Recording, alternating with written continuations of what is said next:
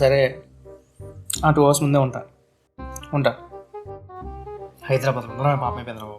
ఒకడేమో ఫోన్ చేసి పిక్ చేసుకోవడానికి ఎయిర్పోర్ట్కి రమ్మంటాడు, ఒకడేమో సెండ్ ఆఫ్ అవ్వడానికి ఎయిర్పోర్ట్కి రమ్మంటాడు. ఏదో అక్కడ క్యాబ్ డ్రైవర్ జాబ్ చేస్తున్నట్టు వెళ్ళటం మానేయచ్చుగా. ఈసారి ఆప్షన్ లేదులే. ఏ ఈసారి వస్తుంది అన్నయ్య. అన్నీ వస్తున్నాడు. ఎప్పుడు వస్తున్నాడు? Next month. గాంధీ గారు చెప్పినట్టు ఎవరైనా పని పాట లేకుండా ఉంటే వాడికి ఎక్కర్లేని దొడలన్నీ వస్తాయి.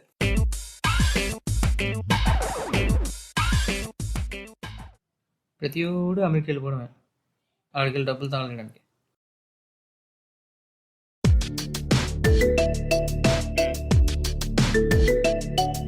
చాలా తెచ్చాను.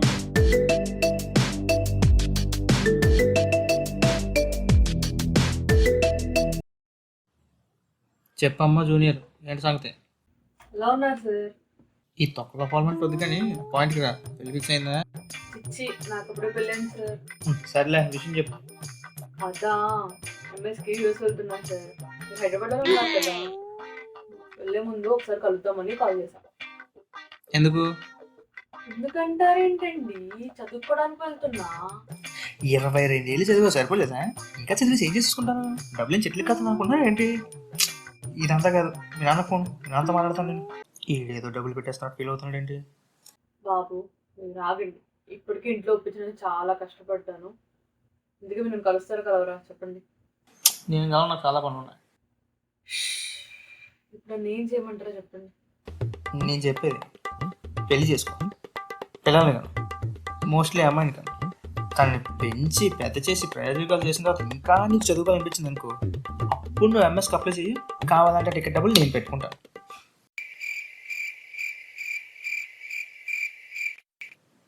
నీ ఎక్స్ప్రెషన్ నాకు కనిపించట్లేదు, ఎవరు చెప్పు. నేను హైదరాబాద్ వచ్చి కాల్ చేస్తాను. బాయ్.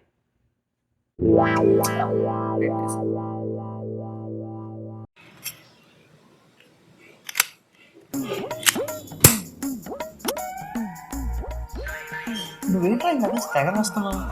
అన్నీ వస్తున్నాడు అన్నావు కదా, అందుకే లిస్ట్ రెడీ చేస్తాను. ఏంటి అప్పుడే ఎక్కడెక్కడ తీయాలని ప్లాన్లు నేస్తున్నావా? కాదు, ఆస్తి ఎంత ఉందా అని. ఎవరికి ఎంత ఆస్తి రావాలని రాస్తున్నాను రా. ఏం మాట్లాడుతున్నావురా? ఏం మాట్లాడడం ఏంటి? మీ నాన్న వస్తుందా నీకు? ఇప్పుడే డిస్కషన్ ఎందుకురా? ఎందుకంటావేంట్రా? 5 ఏళ్ళ తర్వాత అన్నీ వస్తున్నాడు. ఇప్పుడు వెళ్తే మళ్ళీ ఎప్పుడు వస్తాడో కూడా తెలియదు.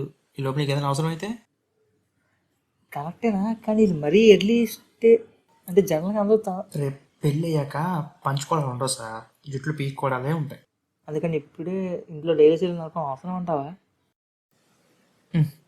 నువ్వు ఎలాగే ఆలోచిస్తూ ఉండు, ఉన్న ఆస్తి కూడా లాక్కుపోతాడు. లాక్కుపోవడం ఏంటి?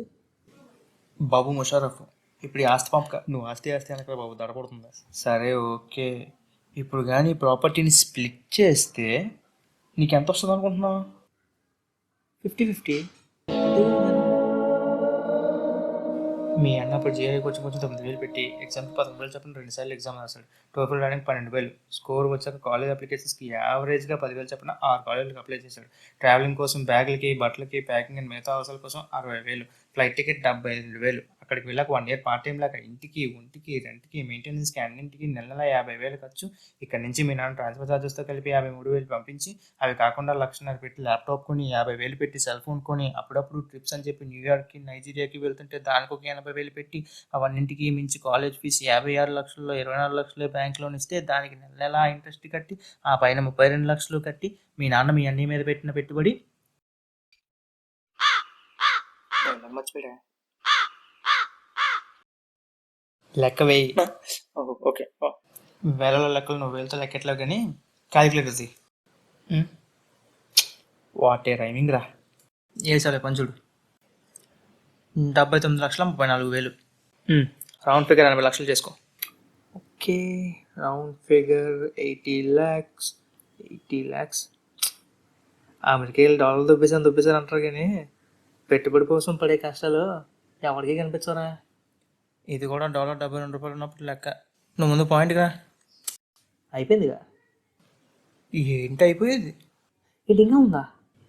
మీ అన్న ప్రైవేట్ ఇంజనీరింగ్ కాలేజ్లో చదివాడు, నువ్వు గవర్నమెంట్ కాలేజ్లో చదివావు మా నాన్నలో. అప్పుడు నన్ను కూడా ప్రైవేట్ కాలేజ్లో జాయిన్ చేస్తానంటే నా మొహానికి ఎందుకంత అని చెప్పి నేనే కదా వద్దాను.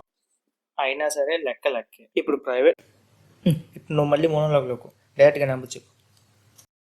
మీ అన్నకి నీకు బస్సు ఒక 10 లక్షలు ఎక్కువే ఉంటుంది. 10 లక్షలు 90 lakhs అంటే 0.9 crores. 0.9 రౌండ్ ఫిగర్ చేస్తే 1 crore వేసుకో. 10 సెకండ్లలో 10 లక్షలు కలిపేసావు కదరా. అంటే నీకు మీ అన్నీ కన్నా ఒక ₹1 కోటి ఎక్కువ రావాలి. మరి అదే ఇప్పుడు నా కోసం ల్యాప్టాప్, ఫోన్ ఇవన్నీ ఇచ్చాడు కదా, మరి వాటికి లెక్కేస్తే అవన్నీ గిఫ్ట్ కింద వస్తాయిగా, వాళ్ళ లెక్క వేయకూడదు. ఇప్పుడు చూడు అన్నీ రాగానే కడిగేస్తాను. అలాగే శుభ్ర స్నానం కూడా చేయించు. ఓవర్ యాక్షన్ చేయకు, నేను చెప్పింది చేయి చాలు. ఓకే. Over 1 month later.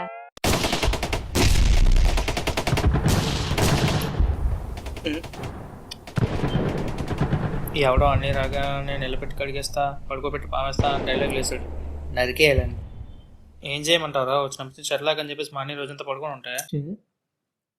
అది జెట్ లాగరా, ఏదో ఒకటే. ఎవరితో మాట్లాడుతున్నావు? ఏం లేదు, గేమ్ ఆడుకుంటా. ఓకే.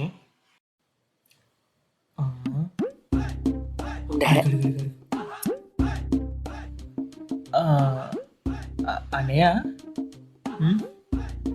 ఇప్పుడు జనరల్గా నాన్న ఎంత ఉంటుందంట? ఇప్పుడు ఎందుకు లేదు? ఏం లేదు, నేను బిజినెస్ ఒకటి స్టార్ట్ చేద్దాం అనుకుంటున్నాను. దానికి అసలు డబ్బు అవసరం.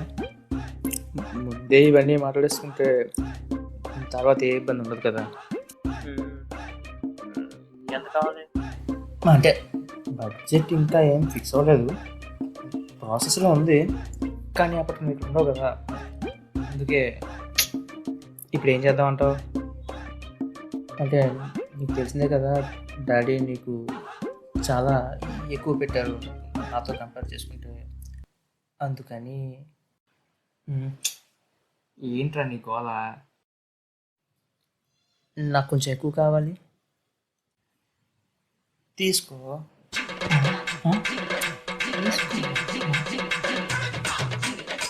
ఈ ఇల్లు కూడా నాకే కాదు. ఈ ఇల్లు అమ్మ పేరు ఈ ఇల్లు నాకు వద్దు.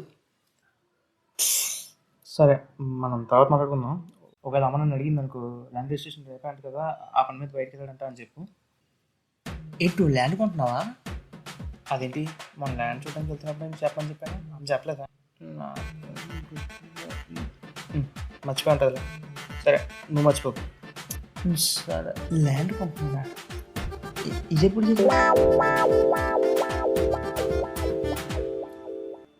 దీన్ని బట్టి నీకు ఏమర్థమైంది? ముందే తెలుసుంటే ఇది కూడా వాటిలో కల్పించావు. It's okay. కష్టపడేవాడికి ఎప్పుడు తండ్రి ఆస్తి మీద ఆశ ఉండదు, కానీ ఖాళీగా ఉన్నవాడు ఎప్పుడు అది నిక్కేద్దామనే చూస్తాడు. ఏంటి ఈ వీడియోలో ఎంత అర్థం ఉందా అని నన్ను అడగండి.